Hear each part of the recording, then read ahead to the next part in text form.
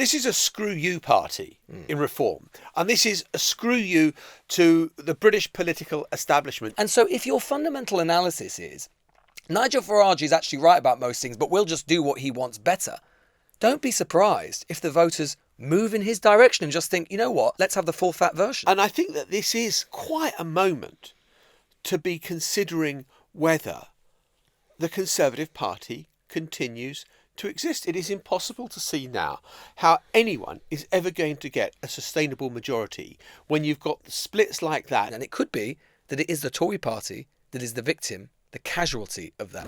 Kemi Badenoch, please stay. I mean, please don't resign. We want you to stay on as leader. I'll put some money in if you'd like to keep you there. No, she's got an impossible job. And to Sir Keir, well, just keep going. You're making life easy.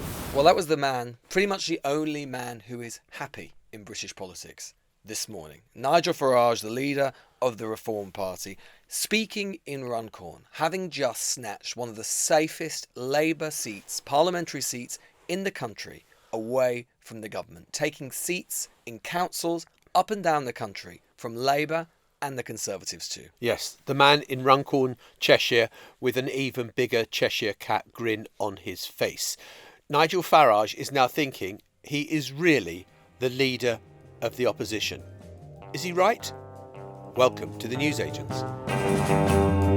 It's John. It's Lewis, and we are recording this at about 12 o'clock, just after midday, on Friday. Most of the council results at the time of recording are still to come in because, alas, and in what I think is one of the great scandals of our time, most councils have now done away with overnight counting. So shame. So geeks like me don't have the thrill of staying up all night and getting all the results in advance. But nonetheless, we have had some results, and obviously, at the time of recording, the biggest one, what happened in Runcorn, as I say, this was one of the safest Labour seats in the country, majority of over 14,000.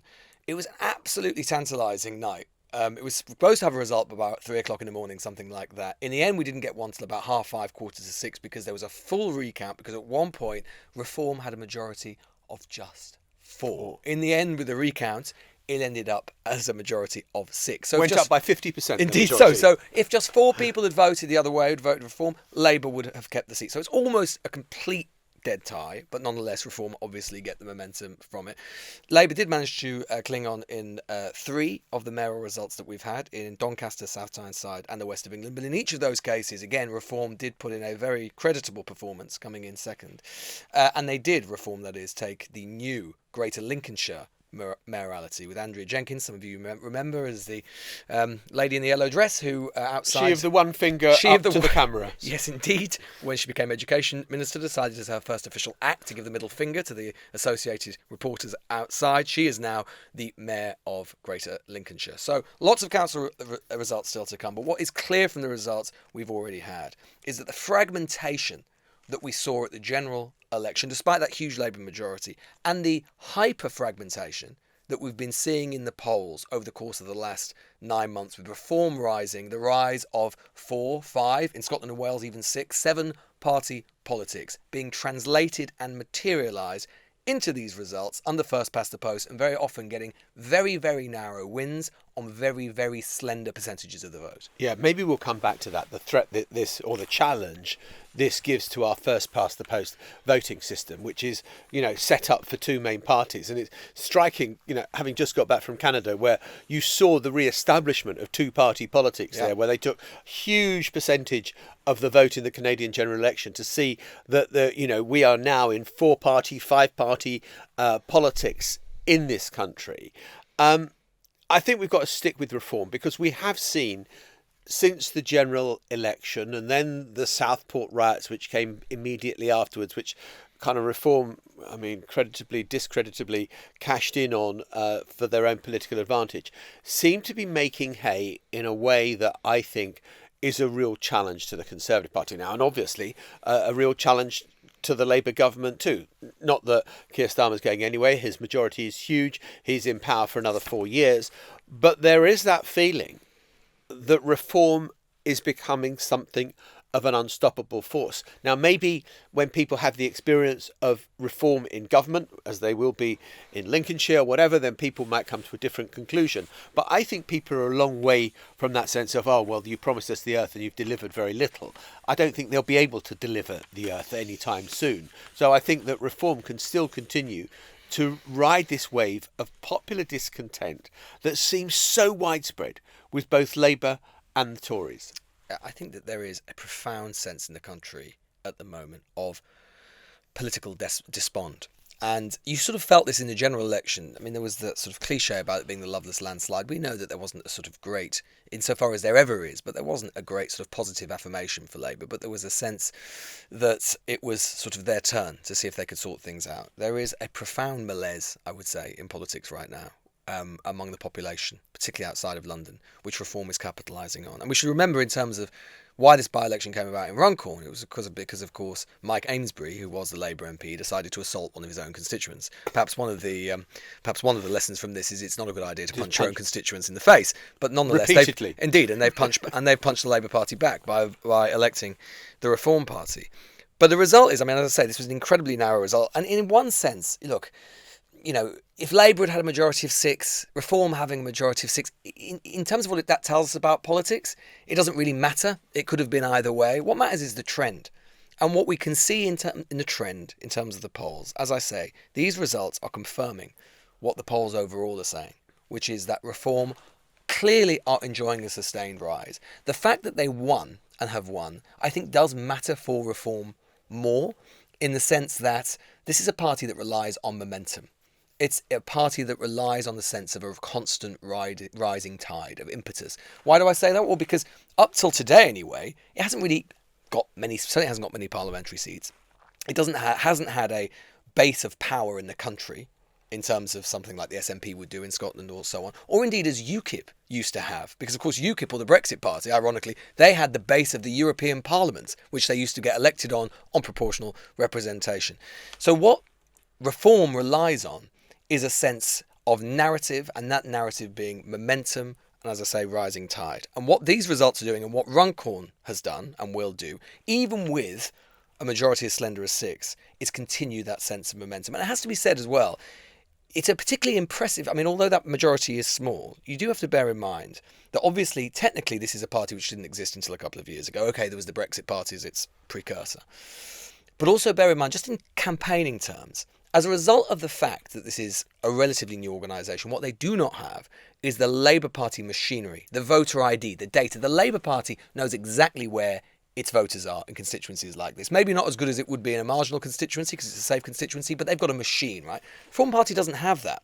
So for them to get basically the same percentage of the votes in a seat as safe as this is impressive. I don't think it's catastrophic for Labour. I think these results, it could have been worse in Runcorn. And of course, there will be a bit of an inquest in Labour HQ to think, well, given it was only 6, what more could we have done to get it over the line? So it's not absolutely catastrophic or as bad as it could be, but nonetheless, it is an impressive result for Reform. Yeah, it is impressive for Reform. I've heard some people on the radio this morning comparing Reform to the last time there was a major assault on the sort of two-party system of British politics, which was when the SDP was formed in the early 1980s.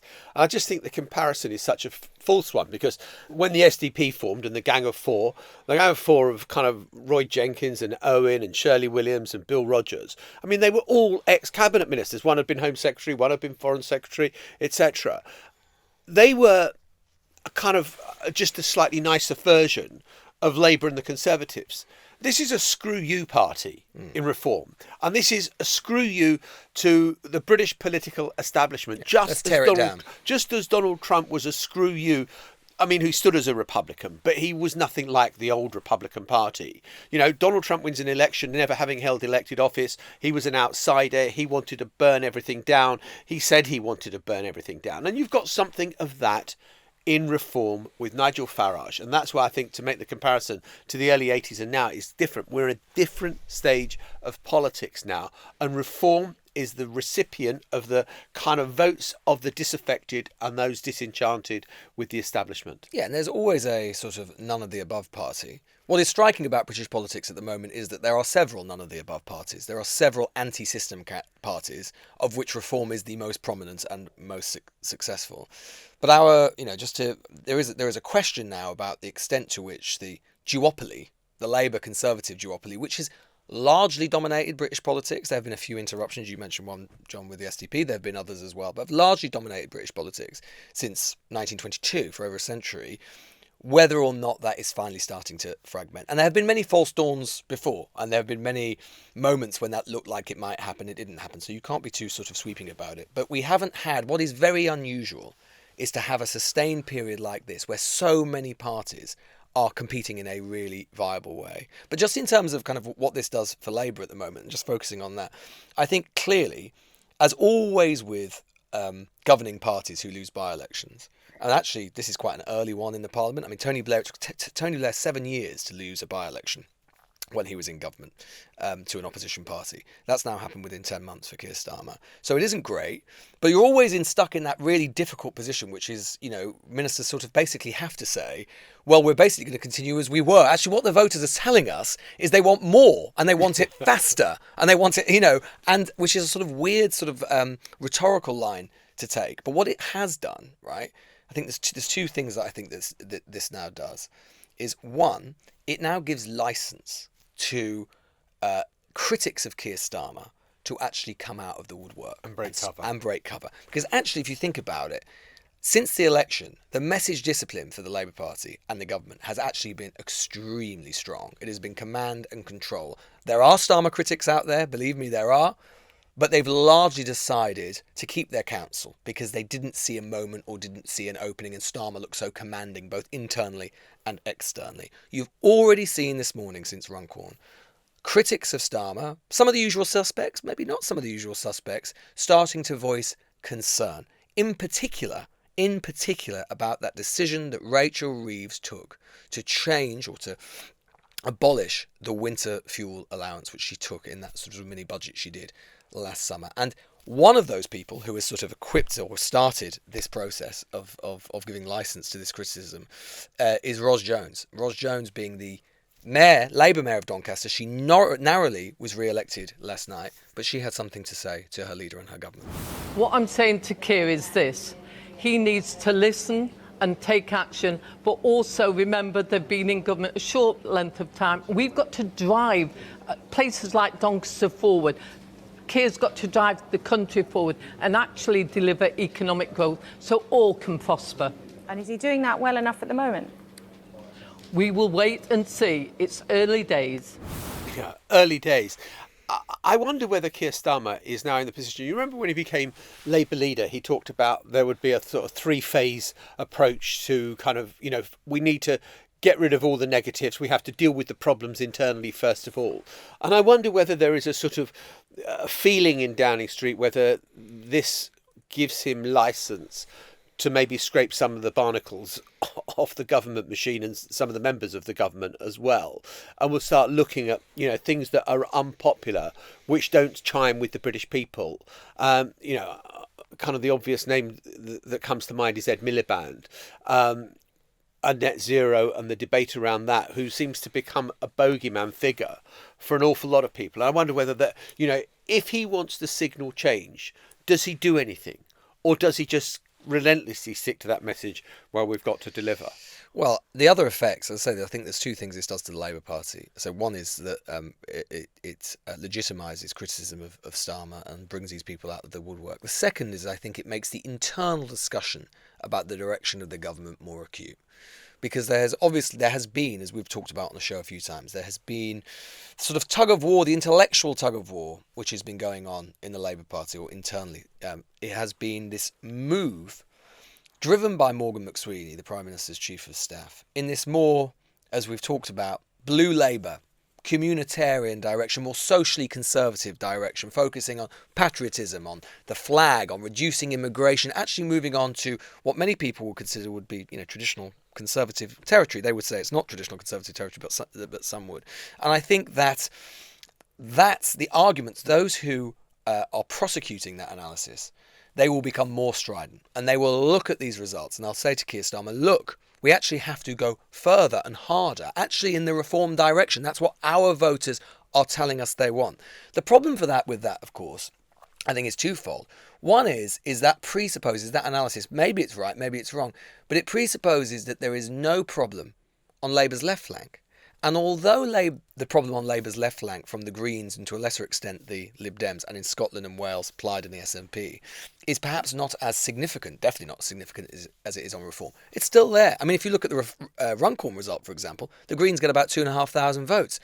They've only got a majority of 6, right? It wouldn't have taken many of those people, literally 3-4 of those people, to vote for Labour, and they keep the seat. And that will be a bigger problem in some other seats than it is in Runcorn. And then I think the other problem is about it, and I think this is generally a problem for the Conservatives as well, perhaps even more of a problem for the Conservatives. In one sense, you could say, well, hang on a minute. One of the fundamentals of British politics right now is that the Labour Party and Conservative Party, particularly the Tories, fundamental analysis is, well, Nigel Farage is actually right about most things. He's right about Brexit, as in Labour don't want to talk about Brexit. He's right about immigration. He's right about many of these social conservative issues. He's even right about, because this is partly because Farage has moved in this direction, he's right about, from Labour's point of view, about the economy, because Farage has moved left on the economy and started talking about nationalisation and all of these sorts of things. Yeah. And so if your fundamental analysis is, Nigel Farage is actually right about most things, but we'll just do what he wants better, don't be surprised if the voters move in his direction and just think, you know what, let's have the full fat version. Yeah, just on the winter fuel allowance thing, I honestly think that was one of the great political mistakes of this government, because it raised such little money. The cardinal one, I think. And it was also so unnecessary. I was at a thing with Jeremy Hunt the other day, and he said, oh, God, yeah, the Treasury put that proposal before us. And we said, don't be so bloody silly. We're not going to scrap the fuel allowance. Not worth it. Why do you want so much pain for such little money? And clearly, it was pushed under Rachel Reeves's nose. They thought they had to sound tough. And they went for it. And it's really cost them. And they can't reverse it now, because that would look kind of ridiculous. And it would just open them up to further criticism. And they are stuck with it. And it was a really bad political judgment. I've heard senior Labour people say, yeah, we screwed that up badly. And they're still paying a price for it. And they're paying a price for it in this election. The thing we haven't really spoken about yet is where this leaves the Conservative Party. Because these results, it looks like, are going to be catastrophic. Now, yeah, there was expectation management before the election saying, well, we're defending seats that we won at the high water mark just after vaccine rollout, when Boris Johnson, remember him, was that hugely popular figure. And that was a kind of great time for the Conservatives in 21, when the first vaccines were going out and we could see a way out of COVID and all the rest of it. So they were going to do badly. But it looks like they're doing terribly. Yeah, well, that's the problem with expectation management, is if you manage expectations and say you're going to do absolutely terribly and then you do even worse, then that is a little bit of a political problem for you. And that is basically where the Conservative Party has found itself. Yes, it is true. They did have a high watermark in 2021. It was that set of elections people might forget now. They won the Hartlepool by-election. Starmer almost resigned. So terrible was the performance for Labour in those elections. Sort of Boris Johnson peak, zenith. But this is really, really bad. I mean, let's just take Runcorn just as an example. We're almost sort of not glossing over, but we're almost sort of accepting the idea that reform is now the de facto opposition to Labour in what has been called the Red Wall, right? I mean, just a few years ago, the Conservative Party, that was the whole point. The Conservative Party was not only on the advance, but actually occupied much of the so-called Red Wall, right? You go back to 2019, sort of Boris Johnson election in 2019, in the equivalent seat in Runcorn in that election, the Tories got 17,800 votes, 37% of the vote, almost exactly the same percentage of the vote that Reform got last night.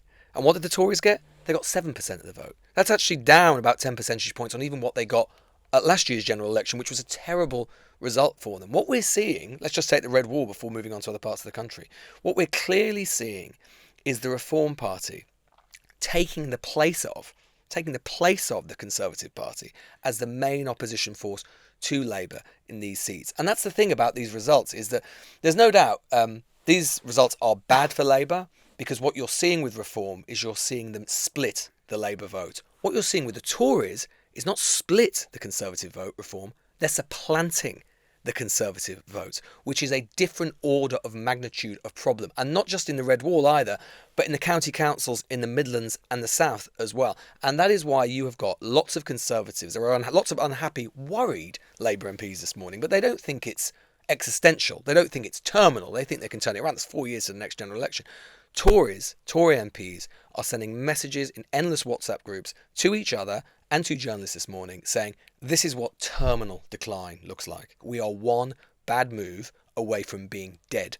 And therefore, we've got to seriously look at whether Kemi Badenoch is the right person to, never mind get to the next election and win it, survive to the next election. And I wonder whether Kemi Badenoch, survival or not, makes any difference to, there seem to be forces at play, unless there is going to be some kind of merger between Reform and the Conservatives. I don't know whether that would happen. Farage doesn't need to make that happen. I suspect if Jenrick became the next leader, it's the direction they would go in, to find some kind of pact or non-aggression pact where, Tories don't put up candidates in some areas or than others.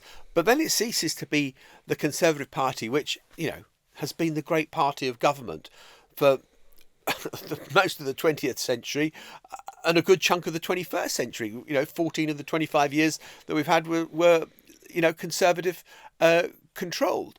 And I think that this is quite a moment to be considering whether the Conservative Party continues to exist. It's hard to exaggerate the significant changes.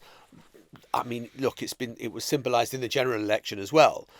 But these local council elections look like they are going to be a moment where the Conservatives are going to go into panic mode and don't know what they don't know what to do next. Yeah, and I just go back to what I said before, which is that what is the Labour story about itself is pretty poor. I mean, Nigel Farage, one of the reasons Farage is succeeding, I know a lot of people, and a lot of people listening to this will criticise the media for it as well. And yeah, there's certainly an element where Farage has been overcovered in the past. But what you can certainly say is that Farage right now is the only political figure, I would say, in British politics with a story, a very simple story that he is telling about British politics. Now, you might not agree with it, and you might think it's based on lies. You might think he doesn't get enough scrutiny. I certainly don't think he gets enough scrutiny in terms of his signature legacy and contribution to British politics, which is Brexit. That's partly because the Labour government doesn't really criticise it or him over it for political reasons.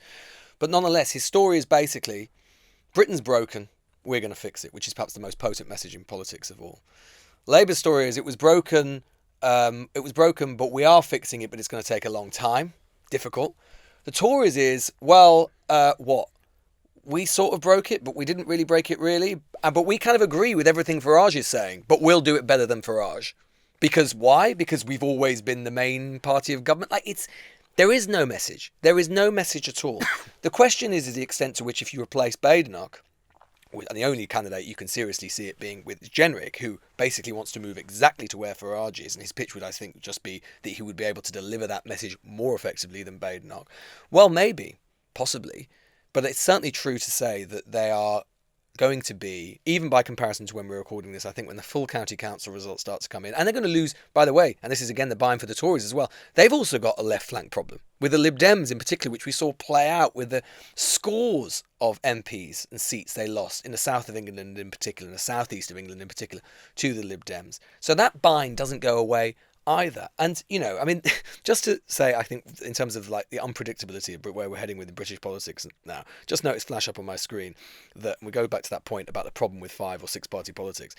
Durham County Council, it looks like Reform are going to take Durham County Council, which remember, bear in mind, that was a county council which actually had been controlled by the Labour Party for a century until 2021. Still big presence on the council. Looks like Reform are going to take it. There's a seat in Barnard Castle where Labour got 31% of the vote, Reform got 30% of the vote, the Tories got 29% of the vote. So the right of centre vote is split. Labour actually took the seat from the Conservative Party, right? And this is what we're going to see. If this trend continues, we're going to see more and more of this. Crazy electoral maps. Candidates elected on 20% of the vote with 8% of the electorate, right? Because our system, first past the post, just does not compute. Basically having anything more than 2.5, 3 parties at most. And we're just going to enter this period of fragmentation. And it could be that it is the Tory party that is the victim the casualty of that. There isn't room for all of them, and that of all the parties, the party that has dominated our politics for 2 centuries is the casualty. Yeah, I mean, the mayoral vote for West of England, Labour 25%, Reform 22%, Green 20%, Conservative 17%, and the Liberal Democrats 14%.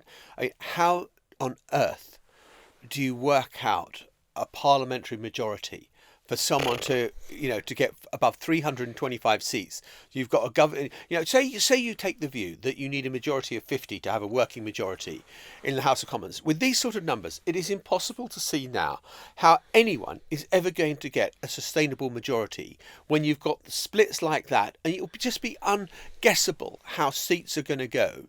And you're going to have a lot of places where there may be a majority of 6 votes because the votes are going to be so split among so many parties. I think we're heading into a period where Reform, the Greens, which, I think are going to have a good day, Lib Dems to a lesser extent as well, they are going to just discombobulate the map. And what is particularly impressive, just one last thing on Reform, one thing that is different, because some people say, look, Farage has been around for so long, Brexit Party, UKIP, that is all true. He's been around, he's haunted British politics in one form or another for 2 decades, right? They never, any of his previous outfits, either Brexit Party or UKIP, they never really penetrated local government in a significant way. They never managed to overcome the first past the post problem, even though they used to rack up decent percentages of the vote. They only ever control one council down in Thanet. They are managing, i.e. Reform, they are managing to do this despite the fact that first past the post has traditionally worked against them, and they are managing to do it without the adhesive of the European issue. Right? This is the first time that Farage has properly broken out of the European question and actually posed himself as a genuinely kind of national force, national party. And you can see that in terms of, if you think these results are bad for Labour, I tell you what, talk to people in Wales right now, in the Welsh government, which obviously Labour have been in control of since 1998, 1999. They think that Reform could well topple them next year come the Senate elections in 2026. And he's even polling well in Scotland. So this is the first time I would say that Farage has led an outfit which is national in the geographic sense and national in the sense that it is breaking out of his traditional kind of comfort zone of the European question. In a moment, we'll be speaking to Labour about what they could do to put this right. Well, we're joined now by Luke Pollard, who is Minister for the Armed Forces. Luke, thanks so much for joining us today. You're going to be doing a lot of these interviews, and we kind of know what you're going to say, which is that it's disappointing, but you're going to press on regardless and deliver. Are you going to do anything any differently as a result of the message you've heard from Runcorn? Well, I'd go a little bit further than disappointing. I'm really frustrated that we lost Runcorn by only 6 votes. Certainly as someone who spent a lot of time on the doors, I know how closely fought elections can be and how much of an impact losing by such a small amount of margin has. But you're right that we have to focus on now delivery because we're only 9-10 months into a very serious project to turn Britain round. And that means going further and faster. But for me, what does further and faster mean? It means delivering the actual real change that people can feel. So if you take, for example, breakfast clubs being rolled out in primary schools to help our kids learn with a full belly, there's only 750 in the first pilot tranche that was announced only a few weeks ago. By the end of this year, every single primary school in the country will have a free breakfast club. Luke, we know that improving the minimum wage, £1,400 extra in the uplift, that will make a difference. And that's what we mean by going further and faster, is making sure that the promised change that we said we would deliver, people can actually see in their communities. But Luke, you'll be aware, it took 7 years for Tony Blair, when he was Prime Minister, to lose a by-election to an opposing party. Keir Starmer has now done it in 9-10 months. What is the reason? What is your analysis as to why this has happened? This is one of the safest Labour seats in the country. You know as well as I do that if you talk to your activists, they will say that in particular, the winter fuel debacle was deeply corrosive and has been corrosive in other places as well. So is the Chancellor and the Prime Minister going to stick with that policy, come what may, despite what the voters have told you? Well, I mean, the Chancellor and the PM made that really difficult call on not just winter fuel, but other areas when we saw the state of the public finances. So no change. When we came to office. So we have to stabilise the public finances. But I think in relation to what this by-election tells us, I mean, this is over the course of the past few years just another one of the very turbulent by-elections. It's not unusual for a new government to lose in by-elections. It's not unusual for any government to see people vote against them in local elections. That doesn't necessarily always carry forward to what might happen in any future general election. But certainly British politics does seem more changeable. And we certainly know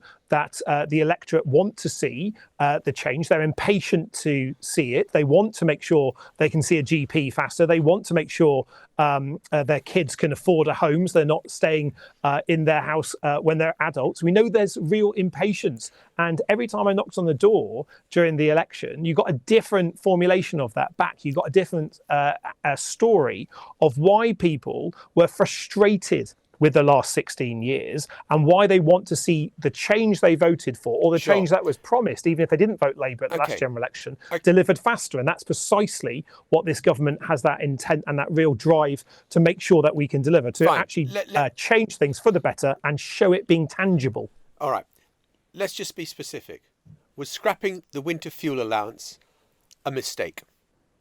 I mean, it's a really tough call. And it was a really hard decision. I know it's a tough call. I know it's a tough call. Was it a mistake? Well, it was the right thing to do because of the circumstances we're in. It was certainly something that I don't think anyone on the Labour benches were expecting to do. But it raised very little money. For considering the amount of money it raised for the Treasury, was it a mistake? Well, I think it was the right call at the time. And by taking a lot of those difficult decisions because the circumstances demanded it, we've now been able to stabilise the economy so we can invest money into our public services. The £20 billion extra that the Chancellor announced for the NHS recently, well, that's helping bring down waiting lists for the 6th month in a row. So we know. So you don't agree? You don't agree with your own Doncaster mayor? You don't agree with your own Doncaster mayor who has said that she thinks it was a mistake, and as you know, many of your colleagues think it was a mistake as well. Yeah, I mean, politicians don't like doing unpopular things as a general rule because they like getting re-elected. They like the easy answers. But we've seen 14 years of easy answers. So what would your message be to Ros Jones? What would your message be to Ros Jones, your own Doncaster mayor, who has criticised that decision and has said that the government isn't listening to the ordinary man and woman on the street? Well, firstly, I'll say congratulations. I think Ros is great, and it's great to see her re-elected. But I think she's right to share the views of the folks that she represents. It's the point of devolution. Devolution is designed to push power into communities for them to be able to represent those. And sometimes what those people with their own individual mandates may say may be uncomfortable for a government minister, but it's important that we listen to it. And that's precisely why the response I think you're going to see from government in the next coming days is a doubling down of making sure that we can deliver the changes that we're promised to deliver. It was only 9-10 months ago that we were given this enormous mandate by the British people, but it was also only 9-10 months ago that the Prime Minister said that the changes we need to make won't happen overnight. It will take time to get our country back on track, to repair the damage to our public services. And I think the British public have every right to be impatient after 14 years of seeing public services crumble with each and every year. So it's right that they are impatient, and that is a good focus for government ministers like myself to make sure that we are laser focused on delivering what we promise to do and deliver it faster and go further to ensure that we can get our country back on track quicker. Why are you making reform so popular? I don't think we're deliberately trying to make reform so popular. But the net effect is that you are making reform more popular. I mean, you look at the results. I mean, certainly the results, I'm still waiting to see what happens at the county council elections. Of course, if you look at the councils that are up in yesterday's election, 20 out of the 23 of them were Conservative run, either as majority control or no overall control, with them being in the driving seat. And so we didn't have a lot of Labour councils up yesterday because the majority of councils that Labour runs are metropolitan areas and urban areas, and they are elected on a different electoral cycle than we saw yesterday. But let me ask you this. Do you think that there is something about this Labour government which is supposed to represent kind of, the working class as the tradition? Working class don't feel they've got any identity with this Labour government, and they are thinking that there is more to be had from reform, with some of the tough messages on waste and immigration and the like, that makes them feel that they are listening to their concerns. Well, I want to see the policies of reform. Now they've got some elected representatives and now they've restored their same number of MPs that they had at the general election after their falling out over the past few months amongst their MPs in Parliament.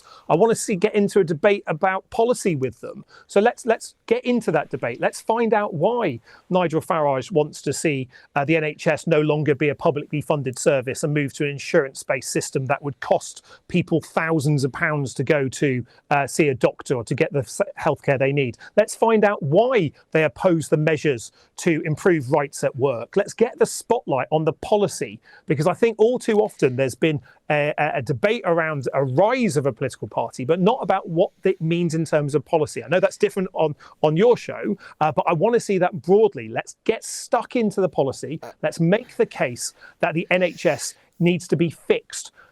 That's our policy, to fix the NHS, not to see it dismantled by reform, not to see it privatised and shunted over to business with the Conservatives, but making sure that we can fix it properly. Now, I welcome that debate, and I'd much prefer to have a debate based on policy and based on the different proposals and the battle of ideas than we've had sometimes in British politics. I think that's good, as long as that debate's conducted respectfully. It's clear that a number of your colleagues believe that reform, not the Conservatives, are going to be your primary opponent, certainly in the quote-unquote red wall come the general election. Is that an assessment that you would agree with? Yeah, broadly, I think it's probably fair to say that at the next general election, Labour will be facing a right-wing populist party as our main opponents. I couldn't tell you whether that would be the Conservatives under Kemi or probably Robert Jenrick after their leadership tussle that will inevitably follow from their poor performance, or whether it will be Nigel Farage's reform, or whether that will be a merger or a grubby deal between the two of them. I do know that our politics will have the option of a hopeful Labour government with policies that show delivery, or a populist right-wing government that will probably play to the crowd but not necessarily have the policy detail to actually change anything. And I think that's a debate that we can see coming over the horizon. I don't know which colour rosette it's going to be, but you know it's going to be there. And that's why we've got to be making sure that when we're making the case as to what a Labour government can deliver, we've got to be hopeful, we've got to be optimistic, but we've also got to show delivery. And that is why, as a minister, I'm getting instructions to, right from day one in office, to deliver stuff, to show the change, to not only put out the press release, but to deliver the change and to make it tangible. That's why, certainly as a defence minister, we're reorientating our contracts instead of buying equipment from abroad to make sure we're buying it from British companies, showing that change. And that is precisely what we'll see more of in the coming months. But I welcome that debate against whichever right-wing populist party we're going to be up against. And I don't think any of us know which one it will be and what formation they'll be in. But we need that battle of ideas and that focus, because I think the British people have had poor public services for far too long, and they need to make sure that they're getting the change that they want. And that is the mandate that we are delivering in government, because that's the mandate we were given in enormous numbers by the British people last year. We've got a lot to deliver on. We're making good progress, but I think there's lots more to do still. Luke Pollard, thanks so much for joining us. Thank you. Thank you very much. I could stand here and say opposition parties always do well in elections like this. We successfully defended 3 mayoralties, and of course Runcorn was very, very close. All of that is true, but I don't want to give that standard answer. I want to respond by saying, I get it. We were elected in to deliver change. We've begun that. The message I take away from these results is we must deliver that change even more quickly. We must go even further. I believe for some time that's the case. I'm reinforced in these results that that's what we've got to do. So, yes. Keir Starmer there responding to the loss in Runcorn. Initially, he did much of the clip talking about something completely different, which sounded rather odd, but eventually got to Runcorn. And while he's been speaking, we said at the start that one of the net effects of this is going to be to license, to legitimise criticism of Starmer. I mean, even as we've been sat here, that has been going on apace. So, for example, Labour MP, long-standing Labour MP Graham Stringer up in Blackley, Greater Manchester, has said that the government cannot just respond to Runcorn by talking about how it had to take tough decisions. Told the Telegraph, if the line doesn't change, we will continue to get deeper into the mire. There doesn't seem to be any recognition from the leadership that the electorate aren't stupid, They don't like the decisions that have been made or the language that is used to justify those decisions. They keep saying these are difficult decisions. That's what we heard from Luke Pollard, of course. Yeah.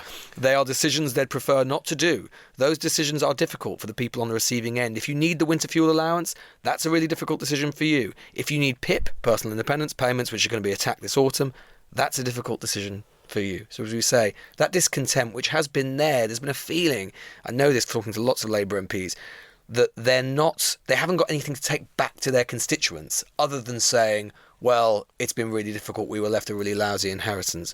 They keep saying to Number 10, we need something other than breakfast clubs, which they talk about all the time, important, worthy, but, does not another election make. They need something to take back home and sell on the doorstep, and they don't think they've had it. I suppose the problem is that Keir Starmer is calculating, I've got 4 more years. I've got plenty of time to turn this around.